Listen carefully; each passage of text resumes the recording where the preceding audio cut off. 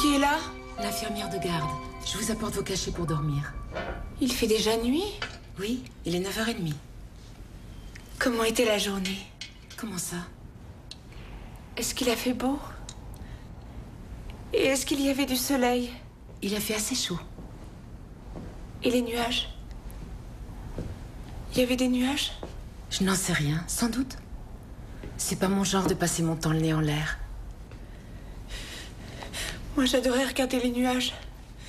Vous savez que si on les regarde assez longtemps, on peut y voir des choses. On peut y voir des bateaux, des visages. Tout et n'importe quoi, en fait. Il suffit de se donner la peine de regarder. Je dois prendre votre température. J'ai une dernière question. Laquelle? Quand est-ce qu'on va me retirer ces pansements du visage? Il y en a encore pour longtemps? Aucune idée. Il faut attendre que les retouches soient cicatrisées. Je sais. C'était pas beau à voir. J'ai déjà vu pire. C'est tout de même affreux. J'étais un véritable monstre. Depuis que je suis toute petite, les gens détournent leurs yeux de moi. Je me souviens même qu'une fois, une fillette a hurlé en me voyant. Je demande pas qu'on me rende belle. Tout ce que je veux, c'est que les personnes qui me voient se mettent pas à hurler d'horreur. S'il vous plaît, dites-moi qu'on va me retirer les pansements. Calmez-vous. Il faut que je prenne votre température.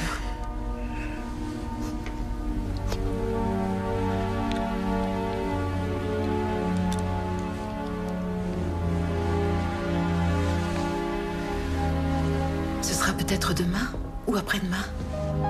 Ça fait tellement longtemps que vous subissez des traitements. Vous n'êtes pas à 2 jours près, ni à 2 semaines près.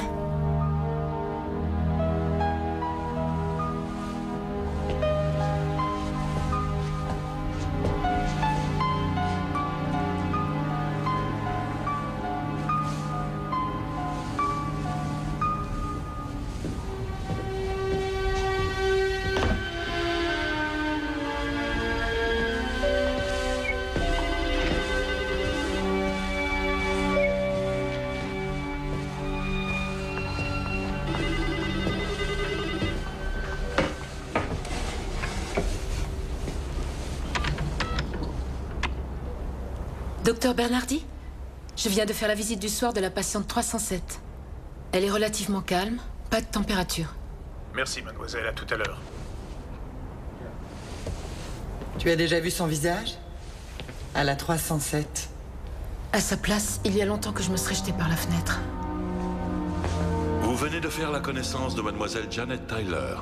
Elle vit coupée des autres dans un monde de ténèbres, un univers qui a pour seule frontière l'épaisseur des couches de pansements qui lui couvrent le visage. Dans quelques instants, un médecin découpera ces pansements et nous verrons ce qu'ils cachent. Mais rien de ce que vous pourrez contempler ne devra vous surprendre, car cet hôpital n'est pas n'importe quel hôpital. Et cette patiente, Janet Tyler, chambre 307, n'est pas n'importe quelle femme. Tous deux se trouvent dans la 13e dimension. Nous sommes transportés dans une autre dimension. Une dimension faite non seulement de paysages et de sons, mais aussi d'esprit. Un voyage dans une contrée sans fin, dont les frontières sont notre imagination. Un voyage au bout des ténèbres, où il n'y a qu'une destination. La 13e dimension.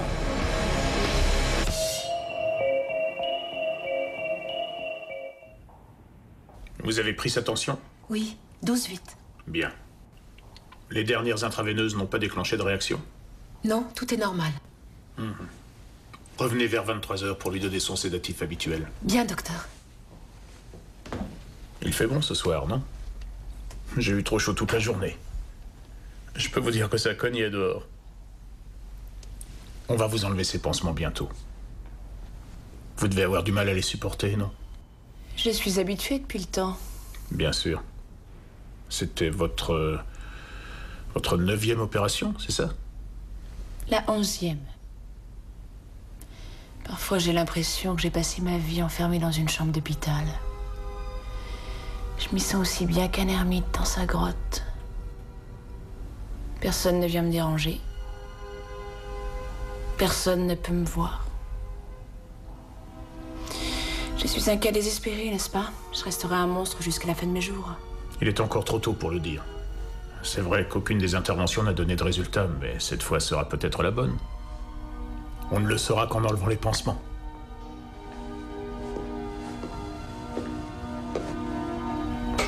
« 11 interventions. C'était l'opération de la dernière chance. Si elle n'a pas marché... J'avoue que je ne sais pas ce qu'on pourra faire de plus. Vous réopérer serait trop risqué. Mais avec un peu de chance, ce dernier traitement aura donné des résultats. Seulement pour le savoir, il faut attendre de pouvoir couper le pansement. Et si ça n'a pas marché? Il y a toujours une solution. Laquelle?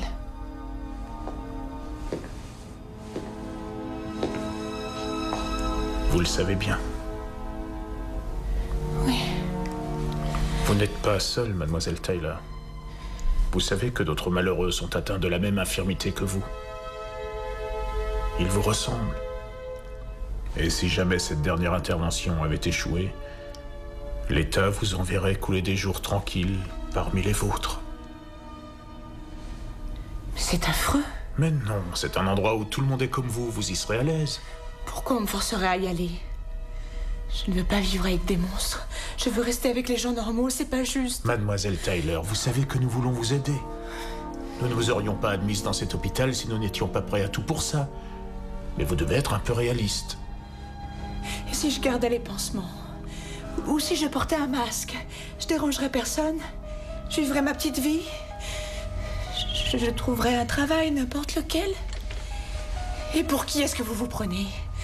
Pourquoi vous auriez le droit de me dire où et comment vivre ma vie? Je suis médecin, c'est tout. C'est l'État qui décide de la politique sociale la plus juste. Et nous devons obéir en bons citoyens. Mais c'est injuste, docteur. Pourquoi est-ce que les gens différents devraient vivre à l'écart des gens normaux? Qui décide ce qui est normal ou pas? L'État n'est pas Dieu, docteur. Mademoiselle Tyler. L'État n'est pas Dieu. Ils n'ont pas le droit de me punir parce que je suis née différente. Ils n'ont pas le droit de faire de la laideur un crime. Mademoiselle Tyler, ça suffit. Je dois vous demander de cesser ces affabulations anarchistes immédiatement.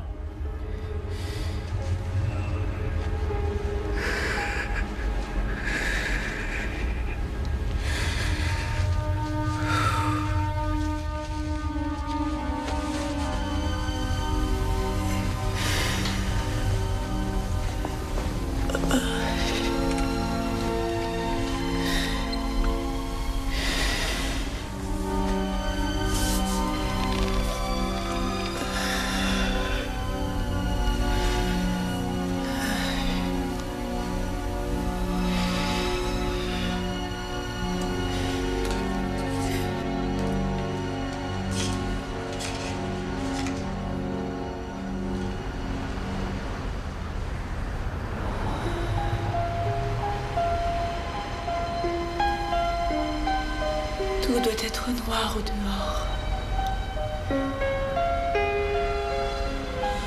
Je sens l'air de la nuit.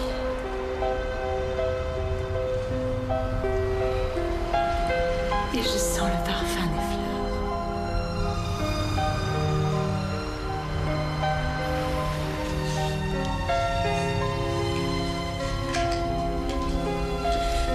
Enlevez-moi ces pansements, docteur. Je vous en prie, enlevez-les-moi! Enlevez-les-moi!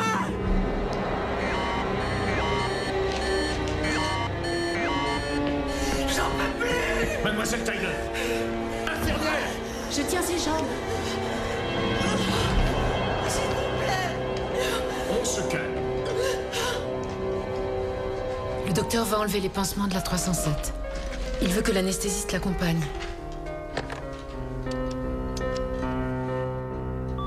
Oui, ici l'accueil. Un anesthésiste à la 307. C'est ça. Quand elle va se voir dans un miroir, elle risque de devenir violente.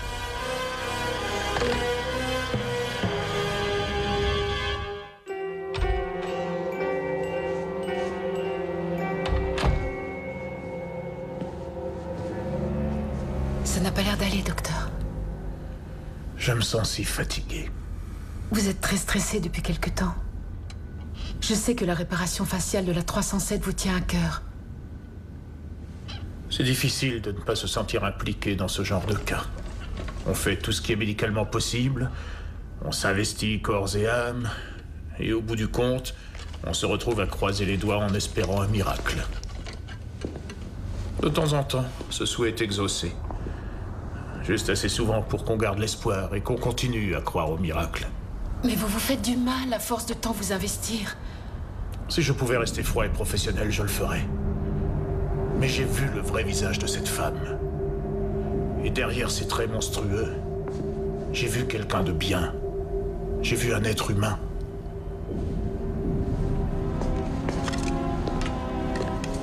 Je comprends. Mais j'avoue que j'ai moins de mal à la considérer comme un être humain lorsqu'elle est couverte de pansements. Pourquoi? Pourquoi les gens n'auraient-ils pas le droit d'être différents? Docteur, non. Je vous en prie. Faites attention à ce que vous dites.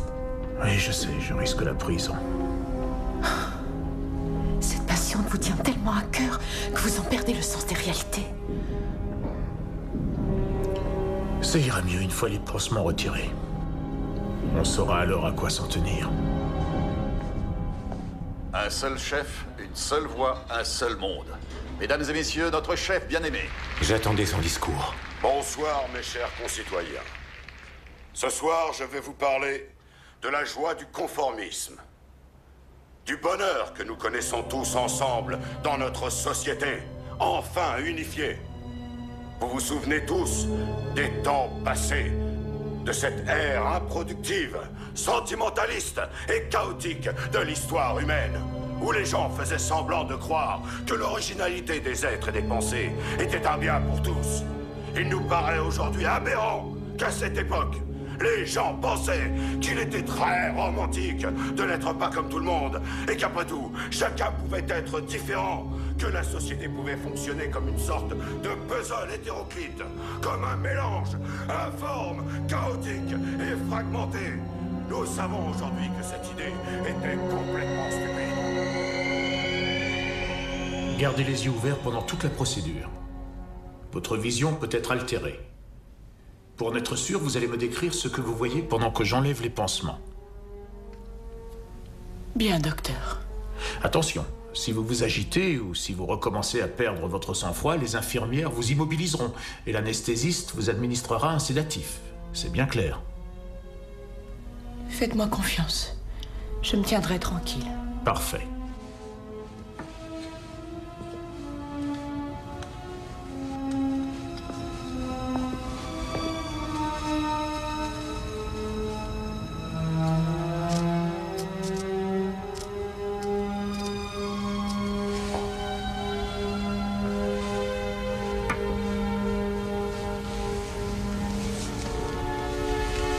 Voyez-vous de la lumière, mademoiselle Tyler? Un tout petit peu. Je vois une tache claire.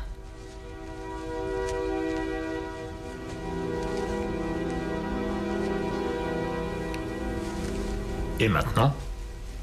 C'est de plus en plus clair. Ça brille. Bien. Je vais enlever les dernières couches. Ça y est. Je vois des formes. C'est encore vague pour l'instant, mais je vais vous voir. Je vais retirer les tout derniers pansements. Voulez-vous un miroir? Non. Non, merci, docteur. Je préfère attendre. Surtout restez calme, mademoiselle Tyler. Vous m'écoutez? Oui. Oui, excusez-moi, docteur. Nous avons fait le maximum. Si le traitement a fonctionné, tant mieux. Nous serons tous soulagés. Mais si, par malheur, cette opération de la dernière chance n'avait rien donné, souvenez-vous que vous pourrez toujours vivre une vie presque normale parmi les vôtres. Dès que nous serons fixés, vous pourrez quitter l'hôpital, soit pour rentrer chez vous. Docteur, Oui? si jamais je suis toujours un monstre, est-ce que vous croyez que vous pourriez m'aider à mettre fin à mes souffrances? Dans certaines circonstances, mademoiselle Tyler, l'État prévoit des dispositions visant à l'éradication des individus indésirables. Mais la décision en question ne vous revient pas. Elle dépend de nombreux facteurs. Et dans votre cas, étant donné votre jeune âge et votre bon état de santé, je serais très étonné que l'État autorise autre chose que votre transfert vers une communauté de patients souffrant de la même infirmité que vous. Vous m'enverrez là-bas de force? Oui, probablement. Bien, mademoiselle Tyler, restez calme, ne bougez plus et gardez bien les yeux ouverts.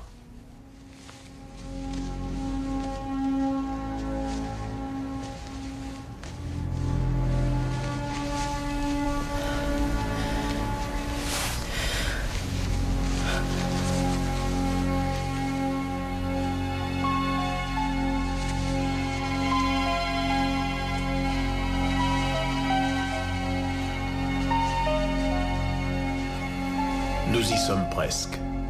Je vais retirer le masque protecteur. Je suis de tout cœur avec vous.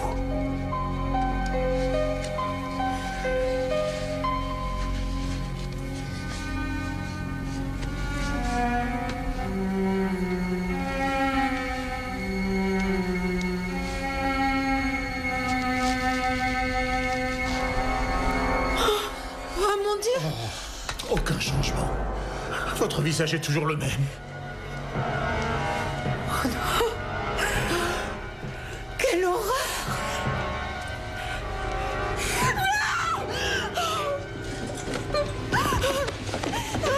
Sédatif, vite! Ah, je le savais! Lumière!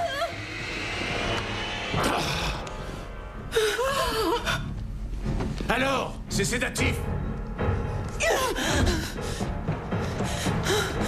Empêchez-la de s'enfuir! Aidez-moi à l'arrêter! Notre monde a besoin d'avoir un seul but commun, une seule norme, une seule obédience, une seule philosophie pour garantir une société harmonieuse. À ce titre, nous ne pouvons plus tolérer que des monstres défigurent nos villes. Nous devons donc les parquer, ensemble, loin de nos regards. Refusons l'indifférence, car la paix vient du conformisme.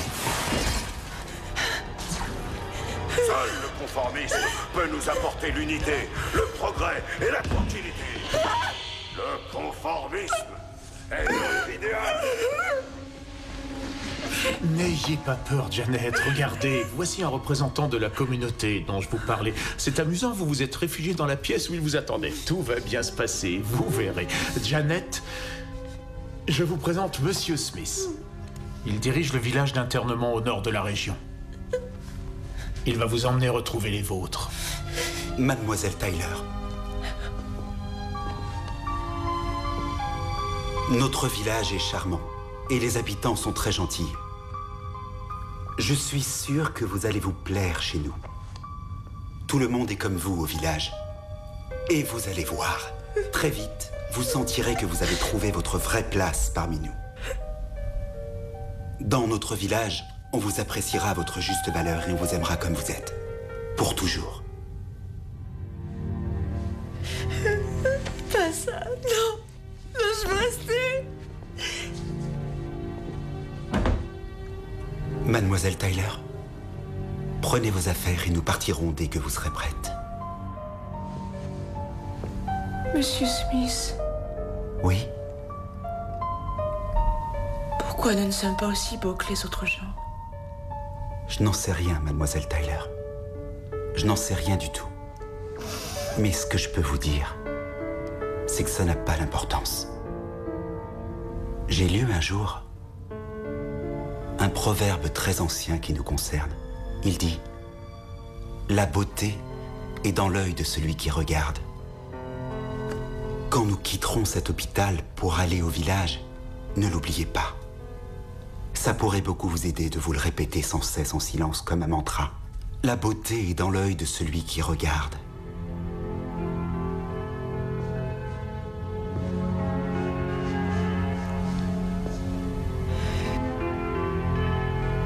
Venez avec moi, Janet. Je vous emmène chez vous.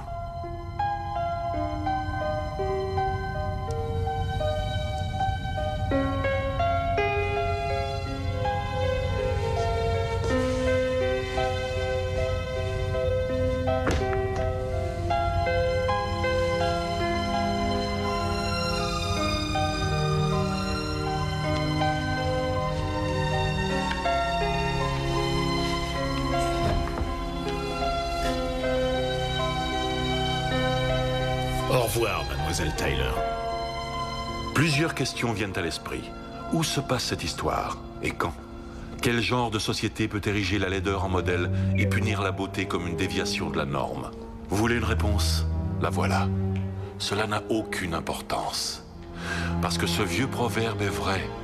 La beauté est dans l'œil de celui qui regarde.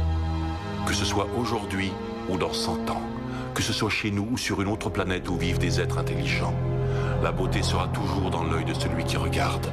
C'est d'autant plus évident ici, dans la 13e dimension.